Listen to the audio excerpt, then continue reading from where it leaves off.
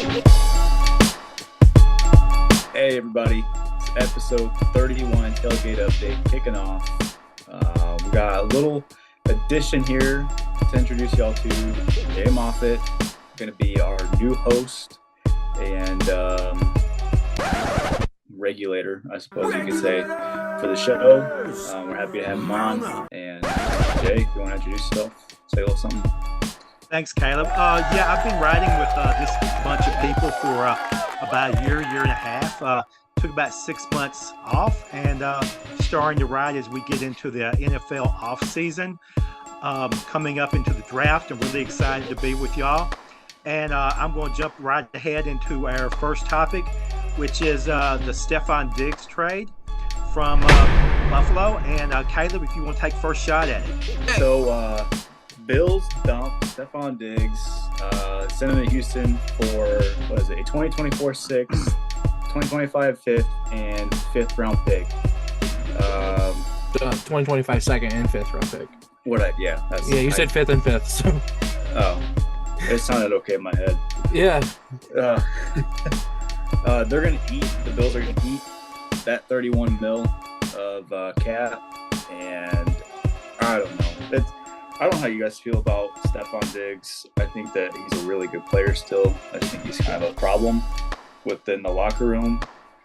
And that's about the only reason I could think that they'd be willing to eat the money and get rid of him in the middle of, or maybe tail end of a championship window, as they say. But I don't know how y'all feel. It seems kind of like addition by subtraction in some ways. Okay, Ryan, you want to take your shot? Yeah, I definitely agree with Caleb. I was calling it just after last offseason. You know, I was waiting for the news of Diggs being traded. I saw him pushing his way out of Buffalo the same way he pushed his way out of Minnesota. It's really a shame, though, because Diggs was their top option. Now Allen has Shakir and two tight ends to throw to, and Curtis Samuel. It doesn't seem like a winning decision to do that and dump him for nothing, but you know, at the tail end of the day, he's going to be a free agent now because of Houston wiping out the final 2 years of his final 3 years, I believe, that they wiped out of his deal to make him a free agent pending this offseason. They took $3.5 million guaranteed for him next year and moved it into this year, giving him a raise of $22.52 million guaranteed this season. Now that's all what Houston's doing for their quarterback. CJ Stroud has something to work with now, like he didn't last year, but still. But now the Bills have to eat $31 million in dead cap by trading him. So it's a problem that he was doing his antics he was doing this past season and even last year. But he had to go, in my opinion. And like I said, I was waiting for it to happen, and I think it was a season too late. Julie? I don't have a problem with him. He's cool. Once again, it's like the Broncos paying the Steelers to deal with a player. I don't know. I'm kind of indifferent, but like cool, because like I think he can. I think, you know, I would want to play with Stroud if there was a team that I could be on. So like, you know, it's like maybe the Bills get some advantage by him leaving, but he kind of gets the last laugh with the whole money thing, and it makes him kind of have egg on her face. But like, whatever. It's cool. Yeah, I'm sort of the idea that, I mean, he's forced himself out of two different places now, and didn't like playing with two different quarterbacks, Cousins and Josh Allen. Neither one of them are really known as prima donnas, you know? They're both pretty well respected. And also the fact that I'm not used to the ability to just like dump the salary and it hits Buffalo's cap a little bit, but really it's a 1 year rental deal with Houston. So he's betting everything on himself, and if he forces himself out in Boston, out of Buffalo and then doesn't perform in Houston, he's pushed himself out 2 places. And if he doesn't perform the 3rd place, he's left himself in a really bad place because he won't have a contract for the next year. Mm. That's, and I'd have to look at the regulations on how they did the just eating the money for the next couple of years' salary. That's unusual. The Eagles extended Jordan Mailata for 3 years of $66 million. And Ryan, why don't you take that one first? That's actually a great deal for Philly. They have to protect Hurts. They have to, open that run game up. And personally, my opinion, he's one of the best offensive linemen in the league. He's $48 million guaranteed, $20 million in signing bonus, locks him up through 2028. Perfect deal for Philly. Perfect deal for the offensive line. Now that Kelsey's gone, he's taking his shirt off at WrestleMania. Good for Jason. But yeah, this is a great deal for Philly. Perfect. Keeping that offensive line somewhat not in shambles after Kelsey leaves.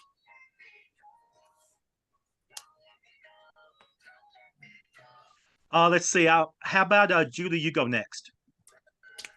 He's just not a name that I think of first ever. So I had to do a little research on him. So I thought it was a really interesting topic choice, but yeah, seems like a nice selection. Okay. Okay.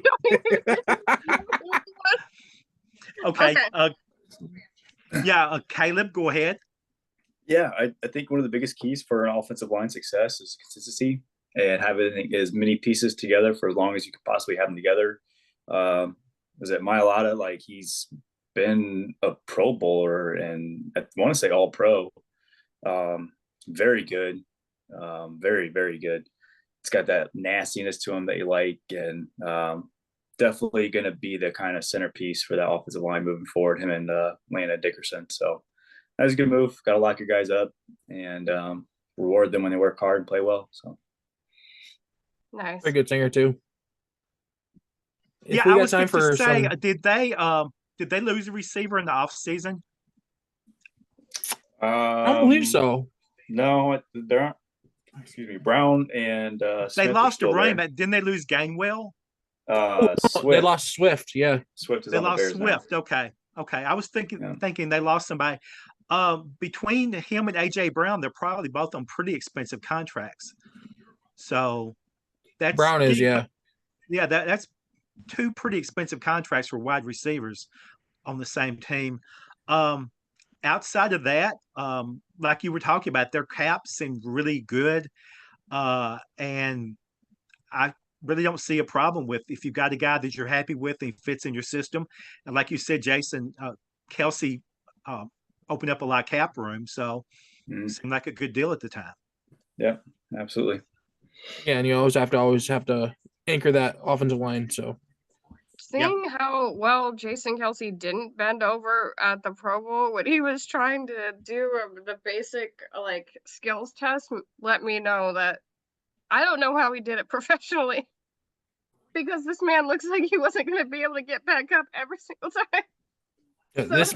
This man jumped over a barricade, performed a pushing shove into a ring post, and then jumped over top of the top rope with a luchador mask on last night at WrestleMania. It looks like and me it was when hilarious. I'm lifting something up that's too heavy, but I'm finding every muscle in my body to do it.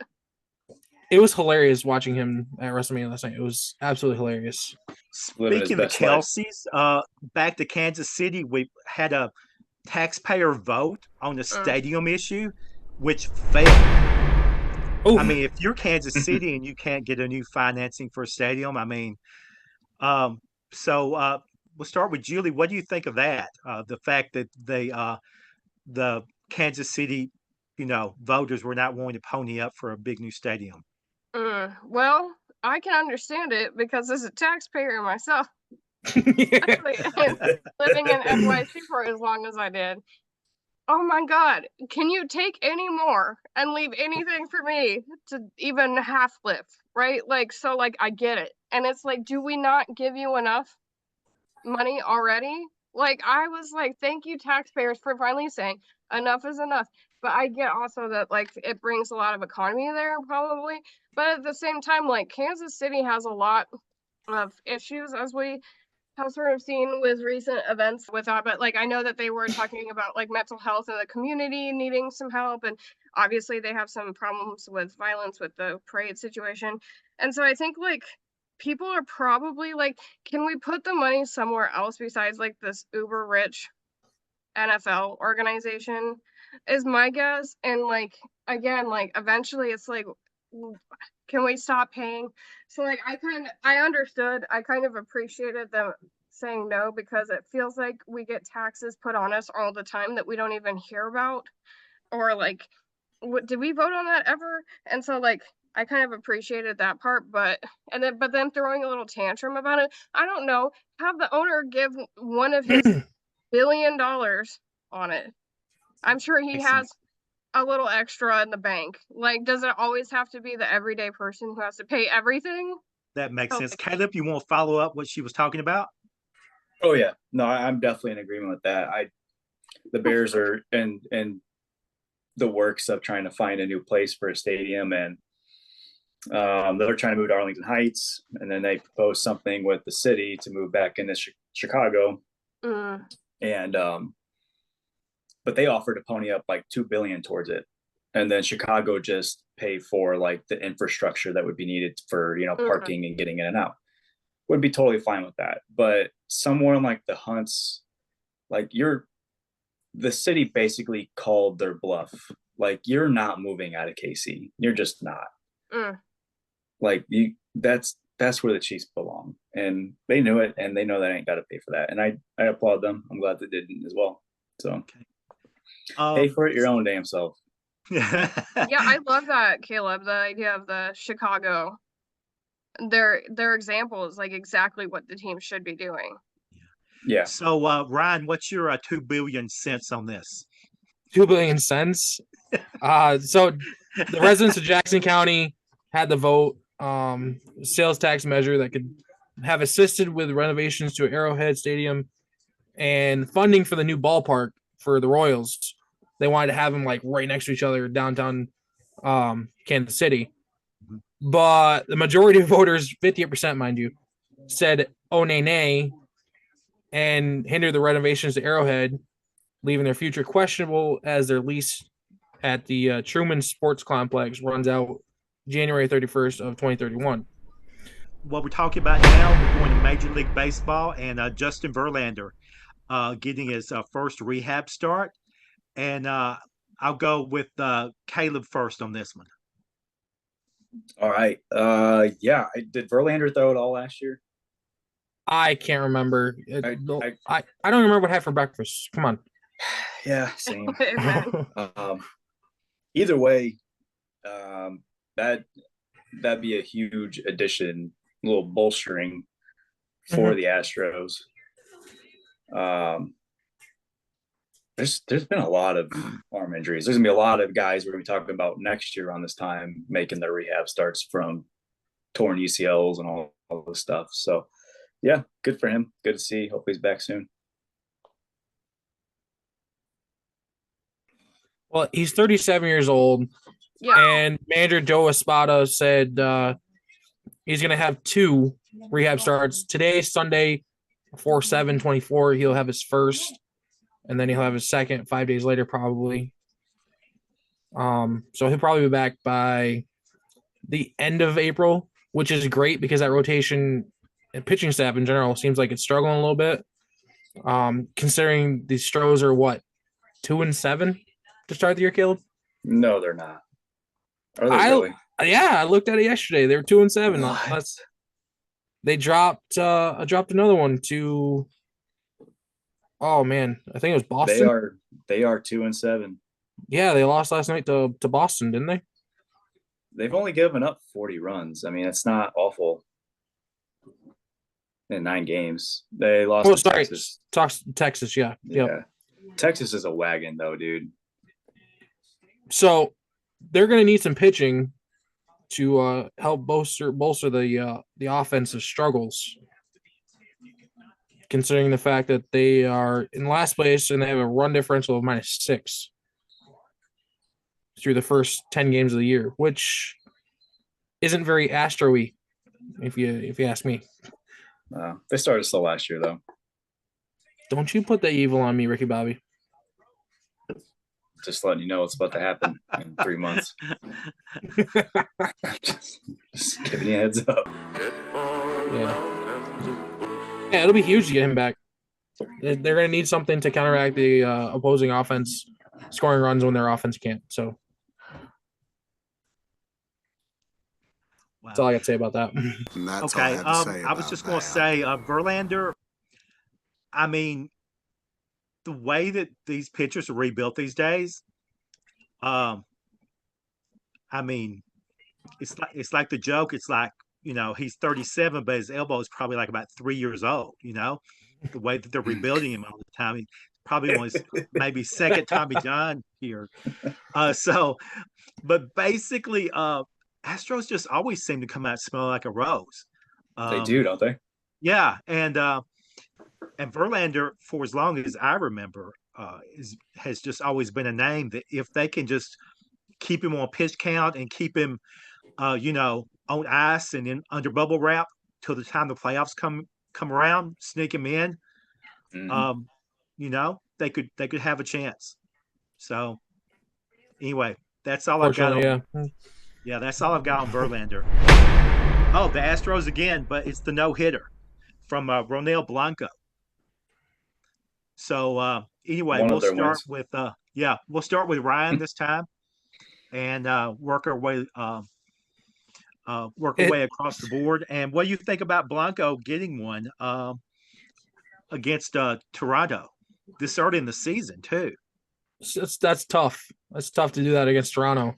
Yeah, they got Vladdy in there who hits about anything. And to do it in his 8th big league start is incredible. That's insane to even be able to pitch 7 or 8 innings in your 7th or 8th start. Yeah. Yeah, and I think he's 30 years old too. He got to the big late, later than most pitchers do. It was a 10-0 rout. I can't believe they'd let him stay in to finish it, to be honest, being up that much in today's game. 17th no-hitter in Astros history, actually. And the second in the last 10 months, maybe, I want to say. I mean, Houston just keeps piling them up, man. Good for him. Okay. Caleb, you want to talk a little bit about Blanco? What you think about him this early in his career, even though, like Ryan said, 30 years old, but him and I, same age, and I'm sitting here talking about him on national television throwing a no-hitter. No, that's pretty cool for a young old head in the game. Toronto really seems like they're struggling a lot just to put runs across the board. I was looking; they've only scored 33 in their 9 games. I mean, that's a tick under 4. Quick maths, 4 runs a game. It's not great, especially for an offense or a team that's supposed to be built around its offense as opposed to its pitching. I don't know. I mean, one of Houston's 2 wins on the year.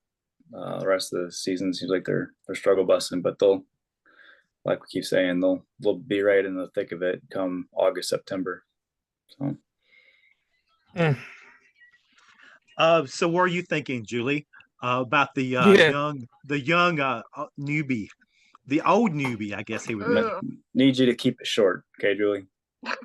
Yeah, I know you love to talk baseball, but yeah, it's please don't talk our ears off, huh?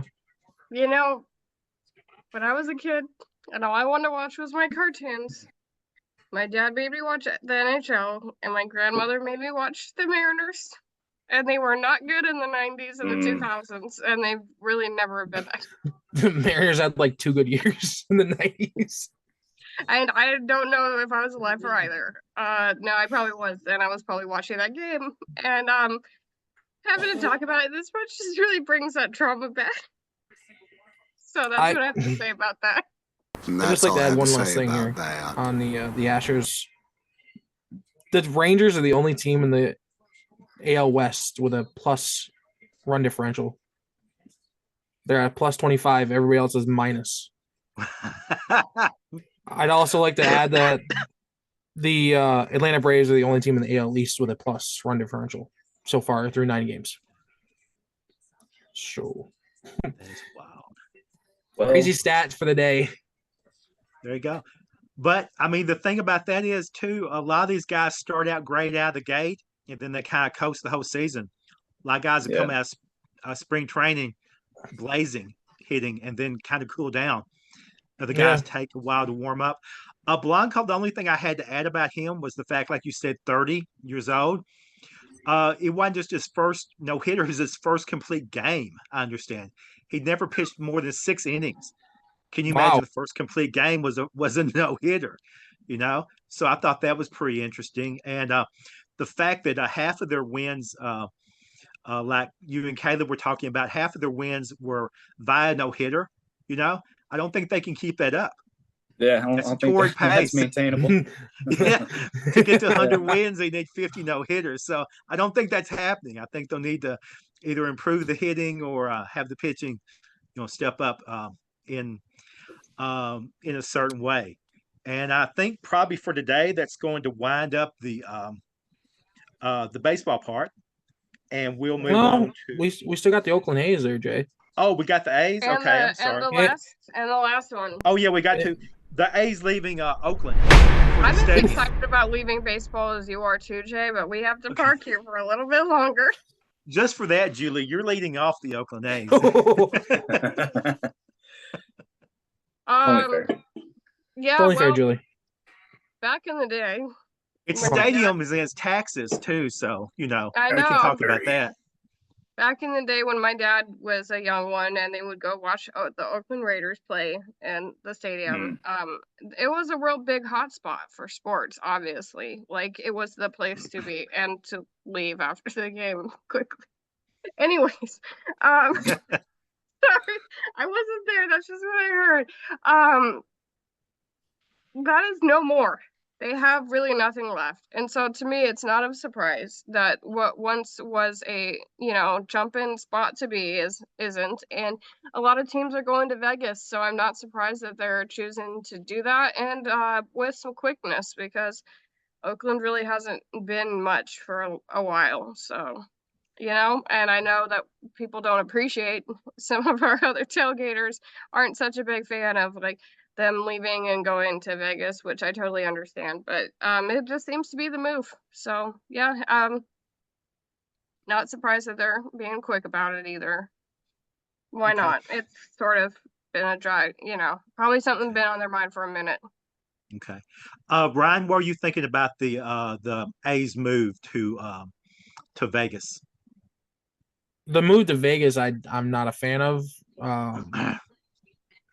but if it's going to be anybody, it's probably going to be Oakland that was moving to Vegas. Their owners just don't care. It's crazy that they're going to be leaving after this year because their lease is up with the Coliseum in the city of Oakland. They're just going to leave. You're going to play in Sacramento from 2025 to 2027. They actually have an option to stay an extra year just in case the stadium in Vegas isn't ready yet. So they can have a 4-year option before playing in Vegas. They've been there 56 years in Oakland and brought 4 World Series rings. That's crazy. 70s were fun. Yeah, the 90s and 2000s weren't very fun for them. Well, I can't say that because they were pretty good from 2000 to 2003. But yeah, playing in Sacramento, and they're going to share a stadium with a minor league team. I think it was the Fisher Cats or something like that. That sounds right. Yeah, so they're going to be playing in Sutter Health Park, which holds 14,000 people. An MLB team will be playing there that holds 14,000 people. I mean, it Starting probably next still season. won't. If they thought that they were having a hard time filling up Oakland, I think they're going to have an even harder time filling up this place. I mean, Yeah, for real. it's like they're just doing everything they can to piss off their fans.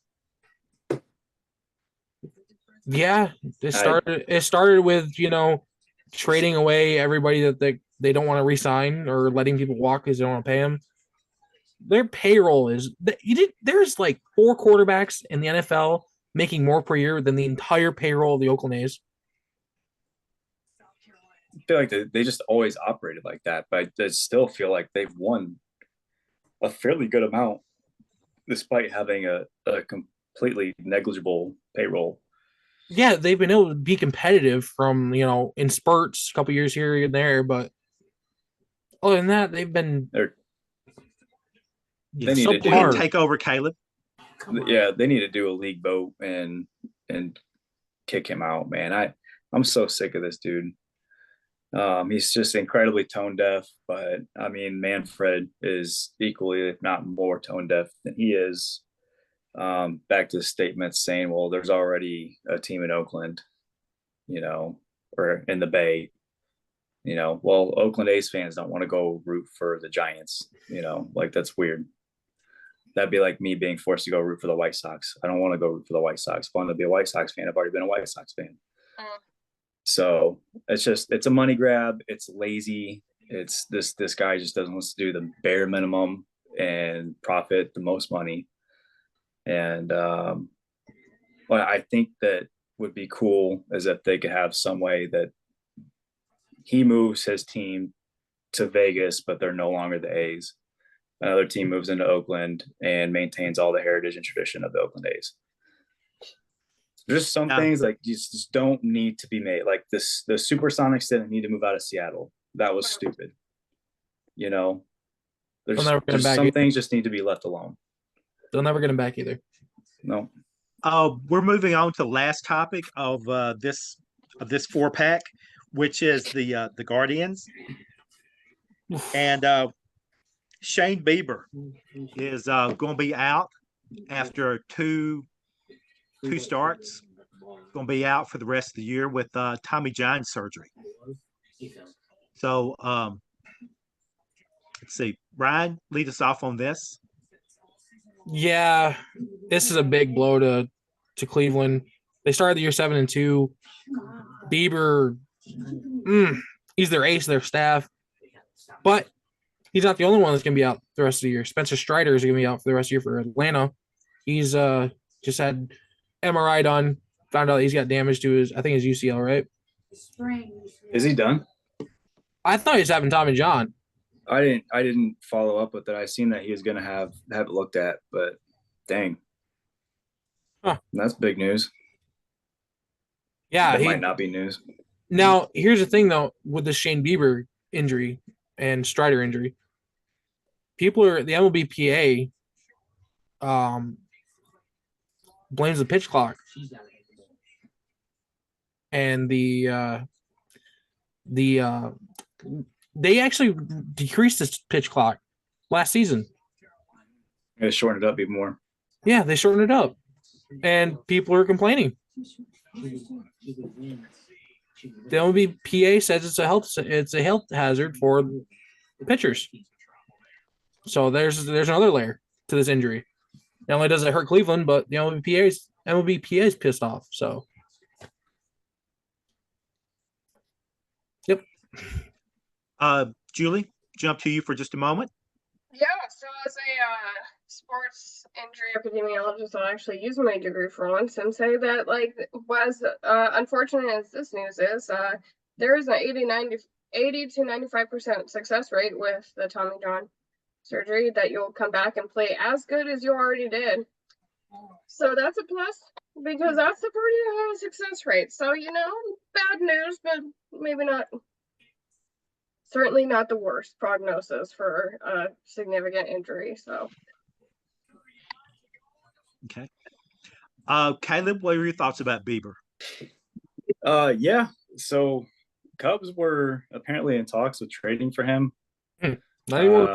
Chris Morel was surfaced to be like kind of the trade bait piece for him, and I got to say, I'd be in shambles right now if they would have made that trade. In addition to Justin Steele being out for a month or two for a strained hamstring. So, bullet dodge there for the Cubbies. But, I just, all these pitchers going down with like basically the same injuries. And I actually caught a video just randomly on Twitter or X, whatever it is nowadays, Tyler Glasnow talking about these injuries. And he attributes it to not being able to really use anything extra to grip the ball. So like how he's not necessarily using spider tech, but he's like, I used to use the sunscreen and rosin mix.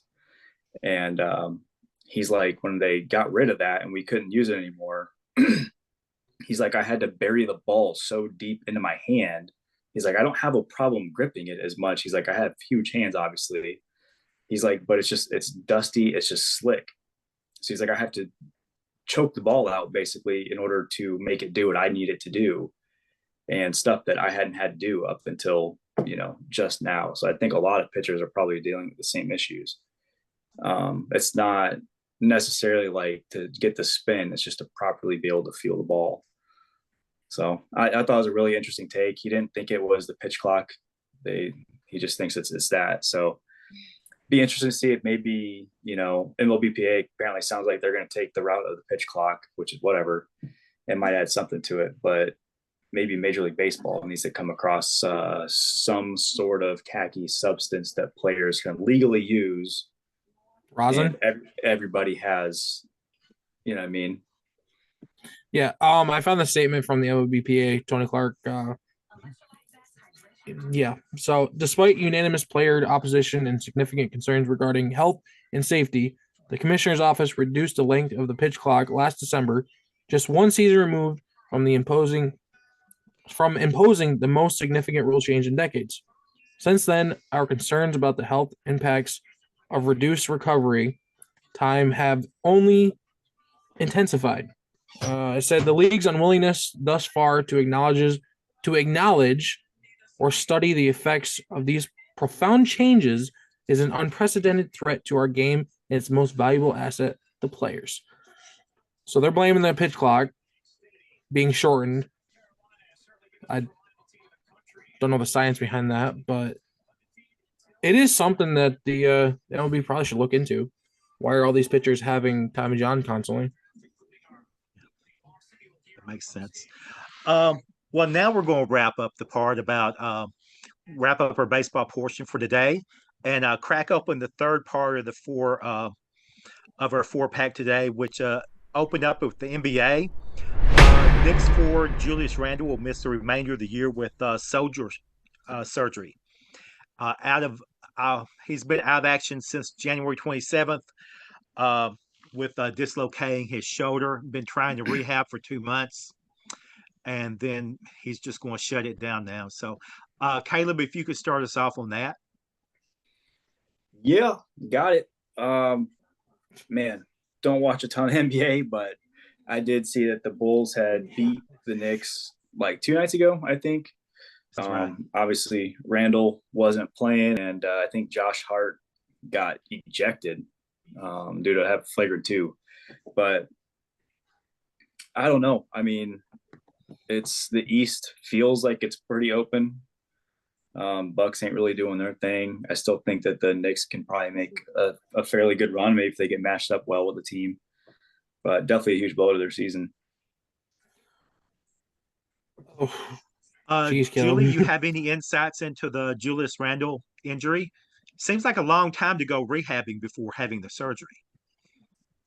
Well, there's our understanding of sports injury and how to heal it has definitely been sort of growing. It used to be the idea that you just you get a surgery, you keep it still, or you try to keep it still and then get a surgery and then keep it more still. And so now rehab is definitely the first approach.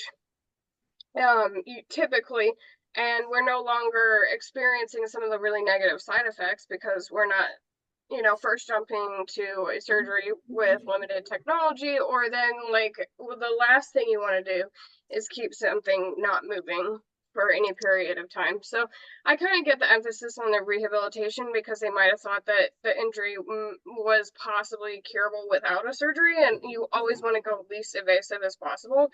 But it is a little surprising in the sense that with athletes, they typically do want to get you back out as soon as possible. But I guess maybe they're looking at the long game here because that usually will only get you short positive results. So it does, but there's just a lot of factors, and it really has to do with the individual injury, the individual player, and the team, and where their mind is at. So it does seem like a little long, but understandable. So Ryan, what do you think about Randall and now with the Knicks' chances going forward? Yeah, so he thought, and the team doctors thought he could rehab it and avoid the surgery and just kind of coast into the playoffs, but found out that he's going to have surgery on it. The Knicks are sitting in the 5 seed right now, and they're kind of close to the play-in tournament. So 10 through 7 gets in the play-in. You lose, you're out, right? So they gotta pick up the pace, or at least kind of carry the load a little bit now that Randall's out. He's a pretty big time player on that team. But Caleb, so you saying that the East is wide open? Boston's got that on lock. Boston's got 61 wins, and There's had 9 other slots though. Yeah, but like, I don't know if it's wide open. Is it wide open though? No, I'm just kidding. I'm just messing with you, Caleb. I don't really pay attention to it because the Bulls are just a complete embarrassment of an organization. But you guys are in the play-in tournament. Okay. There's like 4 teams that aren't in the play-in tournament. Yeah, that's true. Yeah, so they just gotta carry the load till Randall gets healthy next year, I guess. Yeah. Hope for the best. Like Caleb said, get a good matchup in the playoffs. Yeah. Otherwise, they're going to be screwed. Yeah, the only thing I had to add was the fact that they've got another guy, OG Anunoby, that could be coming back soon. And they've seemed to play okay without Randall the last 2 months. But without him and OG, they don't have any like big, inside presence as much. So they wouldn't be able to you can lose one big guy, but you really can't lose 2 of your core big guys. Well, and be able to play in the East, because you've got the monsters over there in the East to battle against. Let me ask you this then. Was it maybe them playing better because they kind of saw that light at the end of the tunnel, maybe that Randall will be coming back, so just got to keep this thing afloat. We'll just play our balls off until that day, but now it's like he's not coming back. Do you think that's going to be a little bit – I mean, they lost to the Bulls, so it's probably a little bit deflating to a degree, but – yeah, I think you're right. I think that, optimism helps a lot. And losing him, especially if OG's not coming back, that could really hurt their chances for this year, because besides Boston, there's 3 or 4 really, really strong teams in the East. So let me move on to the next topic, which is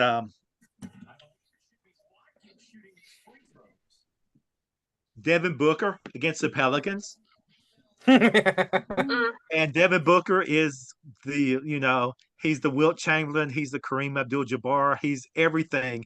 The Pelicans see him come in and they have nightmares.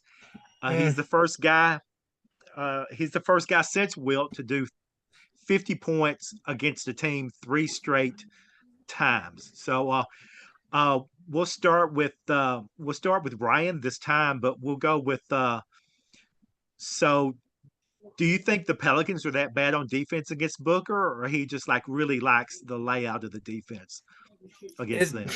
Some guys just play really good against one team. I mean, he scored what? Let's see here. He scored 58 2 years ago. He scored 52 this year and 52 again. And he plays the Pelicans actually today as we were recording. He's going to play the Pelicans again and have a chance to break the record.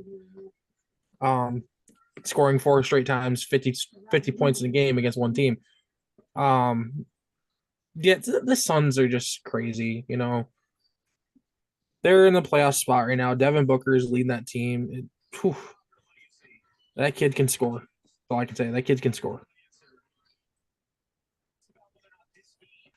Julie? Yeah, this is a travesty. You know, as a resident of Pelican State for about 10 years, I forgot. it's embarrassing. And I think that they should probably just turn right around and just head right back on out. You know, sometimes you just got to throw up the white flag and say, I can't handle another one. And because I think he's got another 50 in him. I mean, talk about a lack of morale, a total loss of morale, I mean, on your team. Like, who even wants to get your cleats on? So that's what I have to say about that. A real atrocity. An embarrassment to me via Louisiana, which is now 20 hours away from me. I can feel it from here. So, what do you think, Caleb? Or you think it's the Pelicans' bad D, or you think that Booker just is the next coming of Wilt Chamberlain? I definitely don't think that, but he did put 70 up one game a couple years ago, didn't he? True. 72, yeah. I believe. So he's definitely got it in him to do it any night.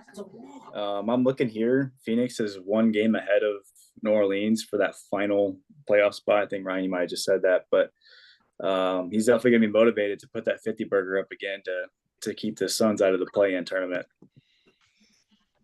And some guys do just match up really well with certain teams or defenses. So whatever New Orleans has been doing the past 3 games should probably I don't know if they're playing a man or to run zone or I don't know.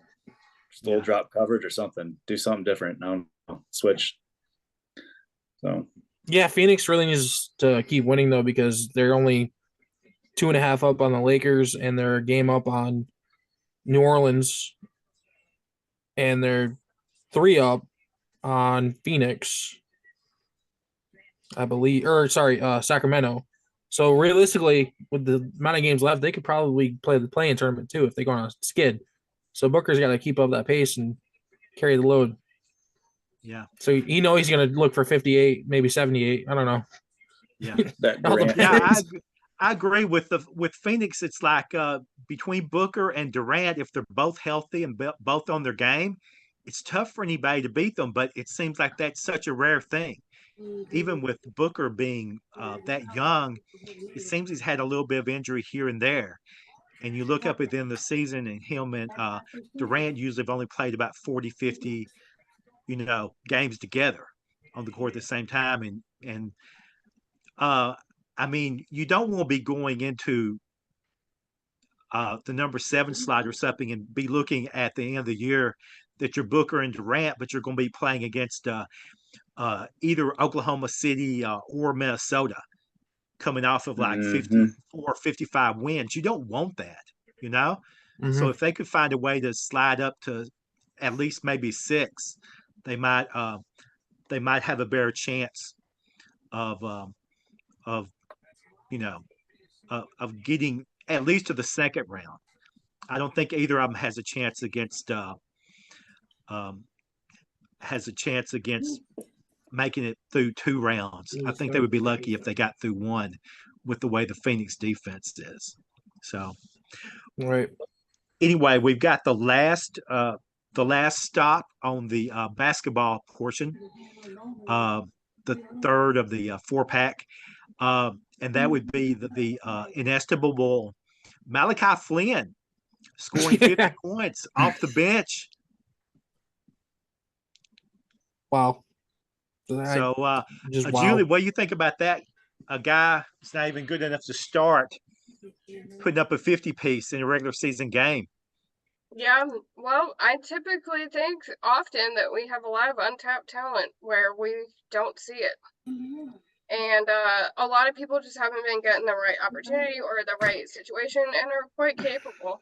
So it's great to see someone who people may have doubted or just didn't know come through, because I think there's a lot of untapped talent out there. So congrats to him. That he clearly deserves it and has potentially a lot of great things coming now that people got a chance to see it. That makes a lot of sense. So what are you thinking, Caleb? Have you heard of Malachi Flynn before the other night? I've not in my entire life heard of Me Malachi neither. Flynn. Yeah, never but heard of the dude. it's a good reminder that these guys are all NBA players and that any dog can have his day. But also might be a testament to how bad the Hawks are. So, but I mean, to put up a 50 piece and your team still lose is it's honestly impressive. I didn't see how efficient it was. I mean, in 34 minutes, it had to have been fairly efficient. So yeah, that's true. I don't get that one, but pretty cool. Good. I mean, he's gonna remember that for the rest of his life. You know what I mean? He might not get much burn the rest of the year or rest of his career, but yeah, that's true. Might buy him an extra contract. So what are you thinking, Ryan? Are you on the Malachi Flynn bandwagon, or you think that was just a fluke? I don't know either one, to be honest. But all I know is he averaged 5.2 points per game entering Wednesday's game, and he left dropping 50 points, shooting 70% from the field. Very efficient. Yeah, his play. His lowest career, it's the lowest career average scoring average, at the time of 50-point game in NBA history. So made some pretty good history right there. That's cool. Mark of honor. Yeah. That's right. The only thing I have to add is the fact that his next opponent was the Memphis Grizzlies. So of course I paid close attention to that. And after going, I think you've got the box score in front of you, Ryan, but after putting up 50, I think he had like 14. I think he hit 14 shots. He was literally 0 for 12 against the Grizzlies. That's about he right. He was 0 for 7 from 3-pointers, 0 for 5 inside, 0 for 12 overall, which is just amazing. He scored 3 points from the free throw line. So to go from 50 to 3, that has to be one of the biggest swings in NBA history. Yeah, and they also lost by 18. So yeah, well, you got to remember they lost to the Grizzlies, who had oh my God, who had one guy that was on a regulation NBA contract. The rest of them were either 10-day contracts or G League guys. So Flynn played 23 minutes, 0 for 12, 0 for 7, 1 rebound, 6 assists, 3 points. Yeah. I'm seeing here against the Nets following the Grizzlies game. Yeah. He also scored 3 points on 1 of 7 shooting. He made one 3-pointer in 15 minutes. Now I feel bad. Yeah. Is it just Atlanta? Now I feel bad. Huh? Is it just Atlanta? Like, this dude scored 6 points in 2 games after dropping 50. It must be. Yeah, he went 1 for 19. He did have 5 assists though. That's he had 6 assists against the Grizzlies. So yeah, maybe that's he's a facilitator, not a scorer. Yeah, a facilitator. Yeah, that's the thing. Yeah. But the thing that I'd heard was 3 guys off the bench ever scored 50. Jamal Crawford, him, and also Nick Anderson in his later years with the Orlando Magic. No kidding. Really? Okay. Yeah. So it's only 3 Former people lineup, ever. maybe. But Crawford was always like a 6th man. He was 6th man of the year a couple times. So he was used to coming off the bench. That was his choice, kind of. It wasn't that he wasn't good enough to start. He was always the second or third leading scorer for those mostly Clippers teams, even though I think Jamal Crawford played for maybe 8 or 10 teams over his career, because you could always count on him for 20 if you needed it. Mm-hmm. So, but anyway, we're moving on to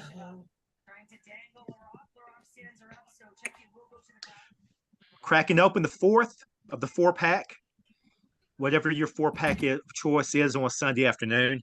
We're going with the Panthers defenseman Aaron Ekblad, missing the rest of the regular season with the undisclosed injury. Management believes he'll be ready to go for Game 1 of quarterfinals. I'm going to open up with Julie on this, because it's the weird thing about the way that they did the announcement from the notes I've gotten from Ryan. I don't remember a guy missing a whole season with the undisclosed injury. Yeah, That seems unusual. yeah. I have questions, and as a scandal digger that I am, I intend to get some answers because undisclosed injury sounds a lot like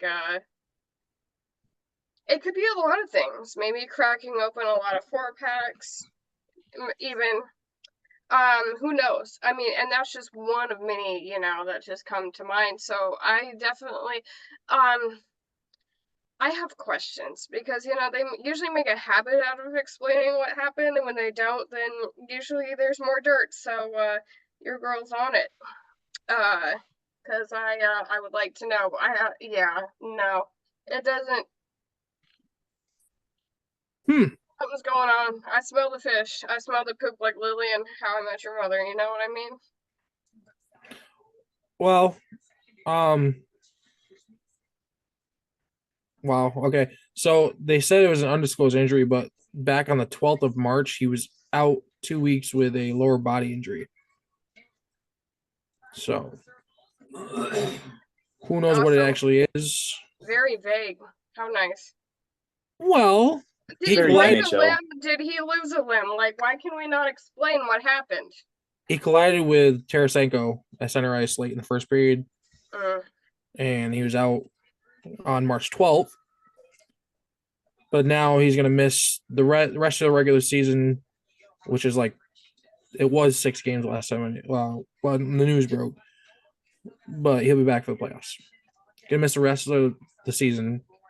With an undisclosed injury. With an undisclosed injury. And he'll be back for playoffs. So. Not really like the Panthers need to worry because they already clinched a playoff spot and they're just kind of fighting. They're well within it. I mean, they've already got 100 points, so they're at 102 right now, I think. Yeah, I think. Yeah. So right now they're just kind of fighting to see where they're going to finish. Are they going to be a 4 seed or are they going to be a 2-3? So 48-24 as a 4 seed feels kind of crazy. I don't know. Well, look at the freaking East, man. I know it's loaded. Boston's at 107, right? Because Dallas is first in the West and they're at 48-20. Well, you got 5 points. You gotta look at the points though. That's I know, but they got. I'm saying they got 105 points. They only got 3 more points, but they're in first place. Yeah, I mean, Florida has more wins than Boston, but they have 5 less points. Yeah. But the Rangers are 52-21. They're 108. So, but Florida don't have to worry about it. Ekblad can miss the rest of the season. He's fine. Yeah. Okay. I don't have much to add on that. With it, like you said, being so late in the year to shut him down until the playoffs doesn't seem like that big of a deal. The injury reports in the NHL are traditionally a lot less specific than the NBA or NFL. It's not unusual to have an upper body or lower body injury being enough, but just undisclosed injury is a little bit past the vague point. I remember the Blackhawks they had it twice now with Hossa. Mm-hmm.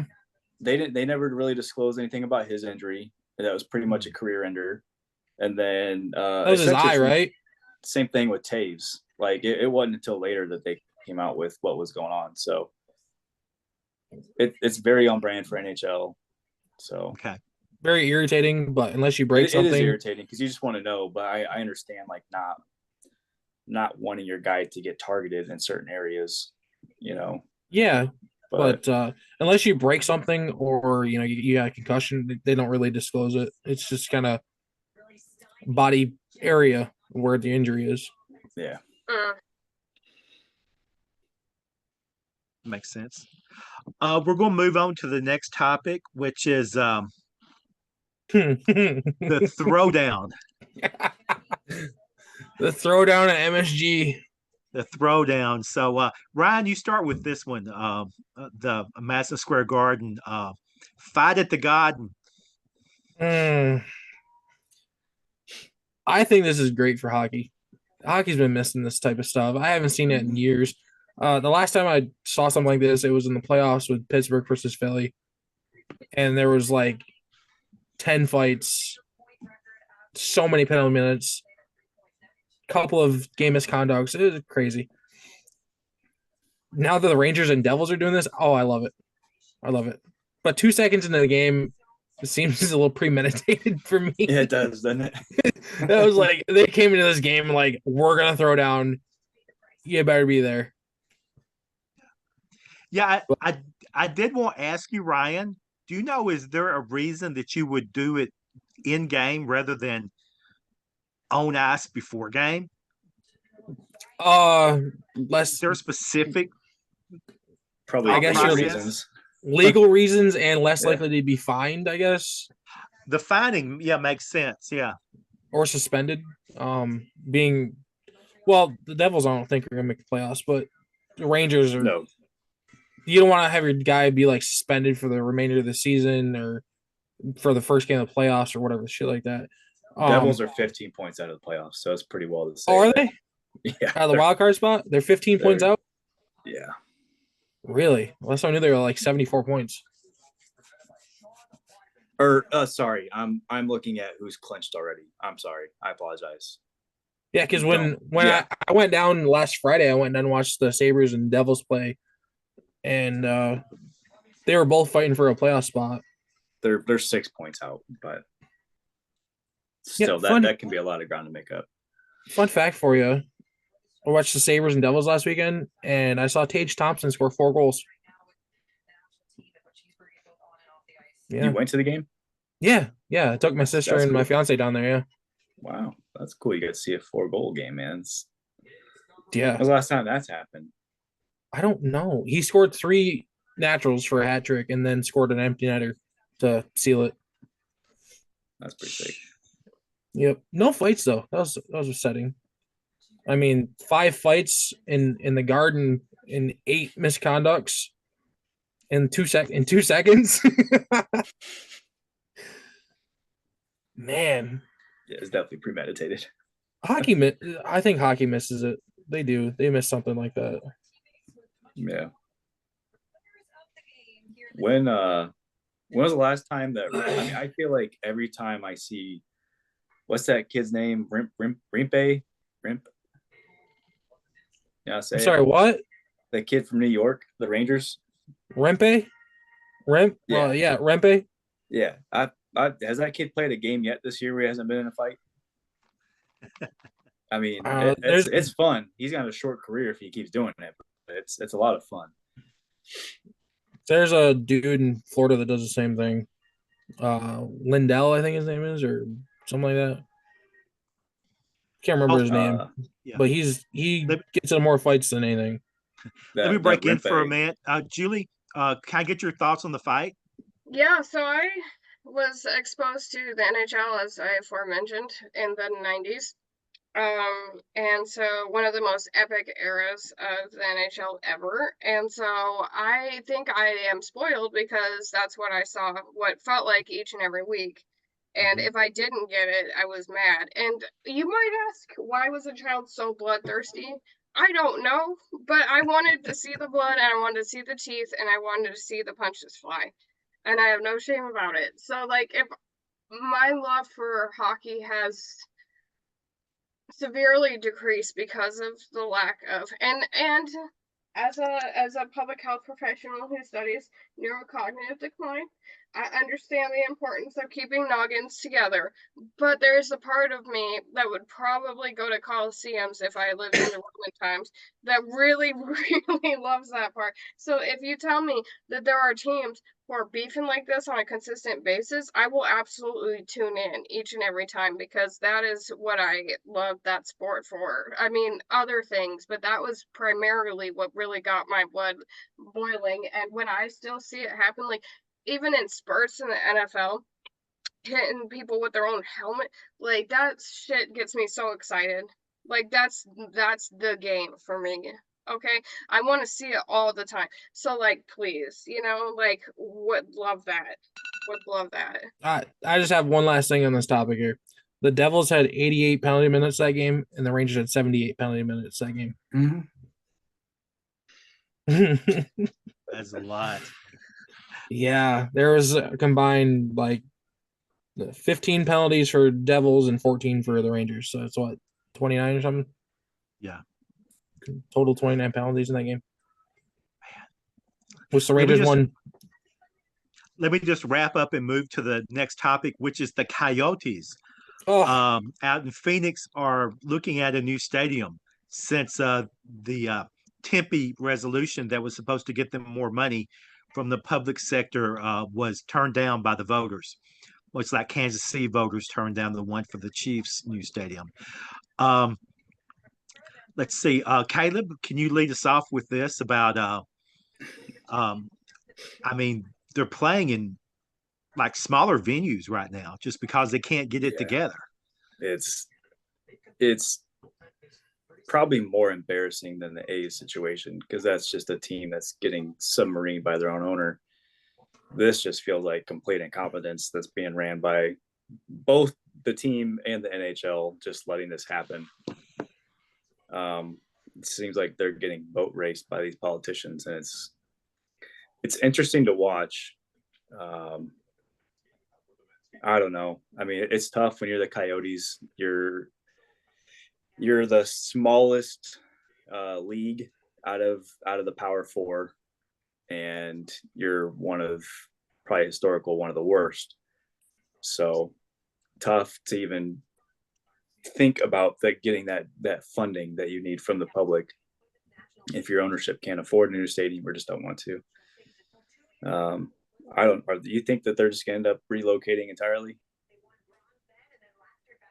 is that an open-ended question, Caleb? Or Yeah, to anybody. Yeah. oh, honestly, I think they will. I think they're going to be a prime candidate for relocating. If this auction doesn't go their way on the 27th of June, they're screwed. They have no land for this brainchild they have of an arena. Okay, this is their last chance.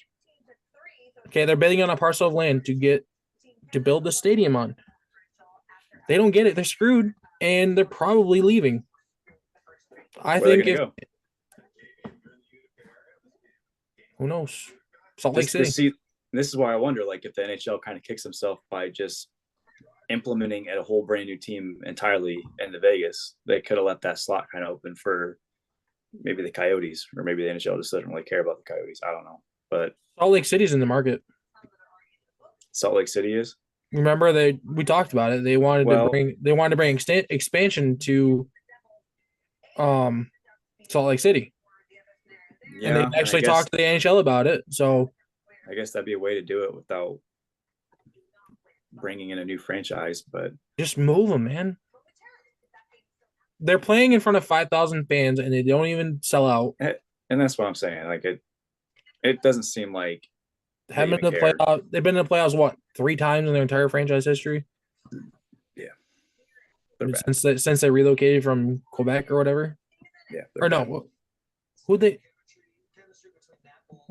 were the Coyotes before they?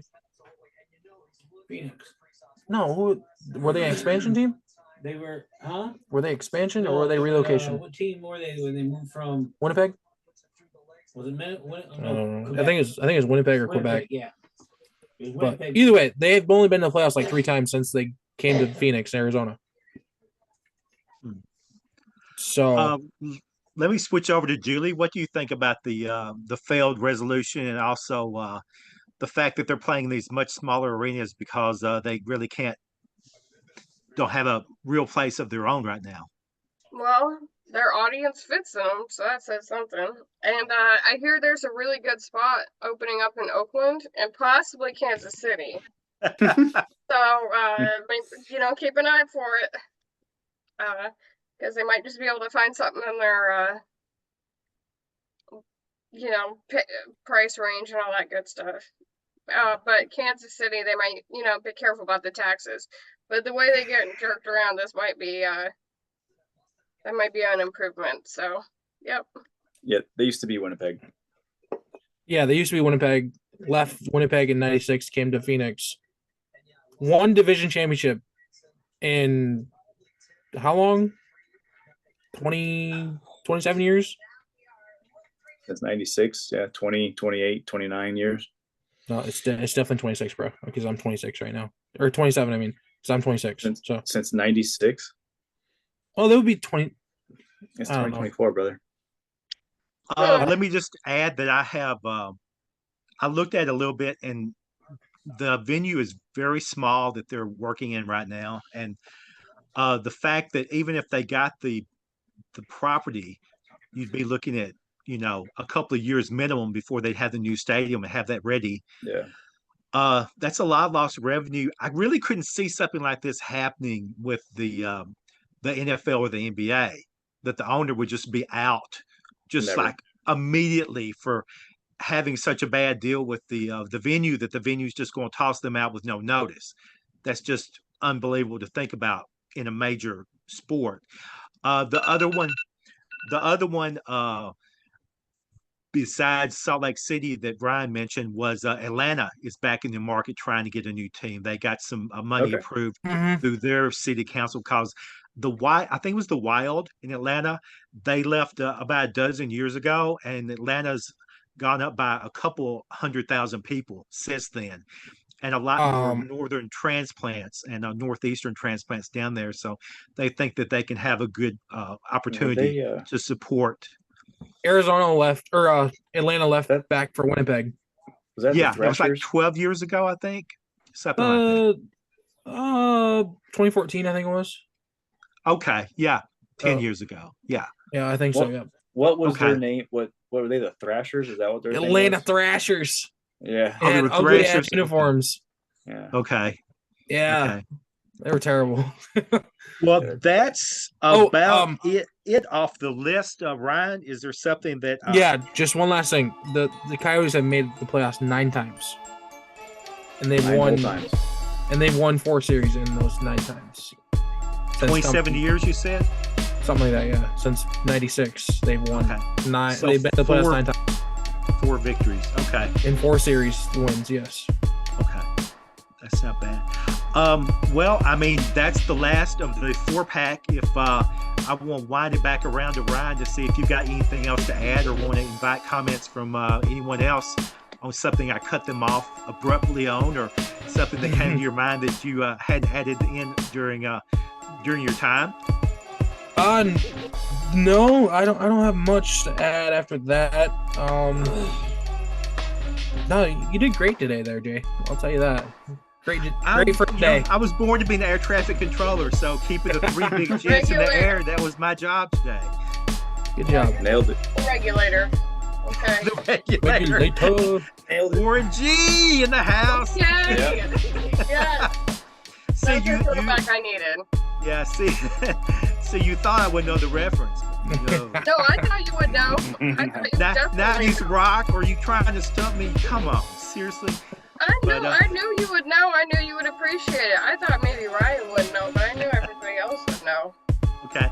Julie, I guess it's your time to wrap it up and put this in the can for posterity then. I got nothing.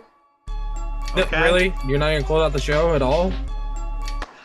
Close it tired. out. I had a great time. I was You happy to be leave me alone. invited. I mean, that's all I had. Mm, Yeah, you're invited for the end of time. yeah. Oh, thank you. Yep. I'm taking the rest of my contact and I'm about to hit the hay, okay? Absolutely. All right. So definitely comment, like, subscribe, share. Hit the Tell us notification bell. Ding. Hit the notification bell. Tell us how Jay did for his first day hosting, being the regulator. Please let us know. And if there's anything you want us to talk about, please comment. Mm. Yeah. And if you don't, we'll find you. Yeah, we will find you and comment you and tag you when you comment and leave a request. Yeah, and if you don't comment, we'll find you and make you comment. Okay, let's. The only people we're finding is the girls down the block who had their car broken down, okay? All right, that's enough. Y'all know the song, come on now. Okay.